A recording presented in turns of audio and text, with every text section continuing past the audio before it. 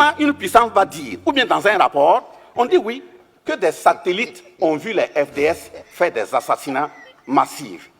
Des satellites qui voient des FDS qui font des assassinats massifs. Et les mêmes satellites sont incapables de voir des terroristes qui s'organisent pour aller attaquer.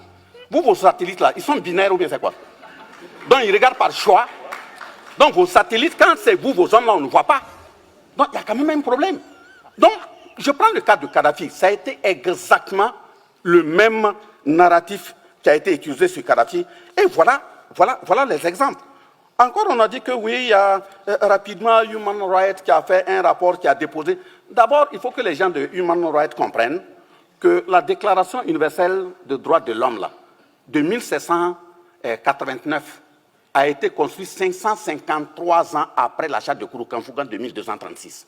On ne peut pas venir apprendre à des Africains ce que c'est que les droits humains. Vous prenez la Déclaration universelle des droits de l'homme de 1948. Elle a été construite 712 ans après l'achat de Kouroukanfouga. Ça veut dire que les droits humains, quand même, en Afrique, on sait de quoi il s'agit.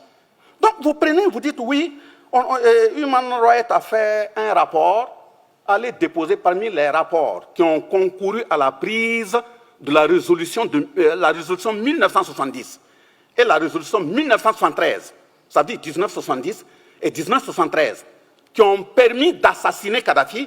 Même on a dit que c'était pour aller créer une zone aérienne, d'exclusion aérienne. C'est une zone qui a été créée. On est intervenu jusqu'au sol, aller massacrer Kadhafi. Et après, on revient, on dit, non, les rapports qui ont été utilisés là, les preuves n'étaient pas consistantes. Voilà, ce sont des gens qui ont appelé. Ça y est, sur le net, hein, vous pouvez taper.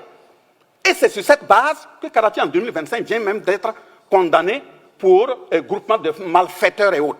Ça veut dire que les responsables de Human Rights Watch doivent aussi répondre en tant que malfaiteurs. Regroupement de malfaiteurs. Ce que ça veut dire.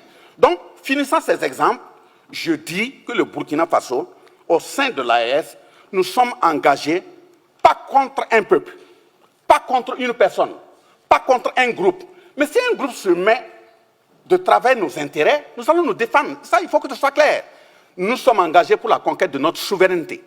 La souveraineté politique, par exemple, on ne va plus nous imposer des dirigeants. Ça, c'est un. La souveraineté économique, par exemple, nos matières, là, ils vont servir à nos peuples. Nos jeunes qui meurent en bordure des océans qui reviennent là, ça, c'est terminé. La souveraineté sécuritaire, par exemple, dire qu'on doit tout acheter matériel militaire et autres en France, c'est terminé. Nous allons acheter nos matériels là où nous voulons.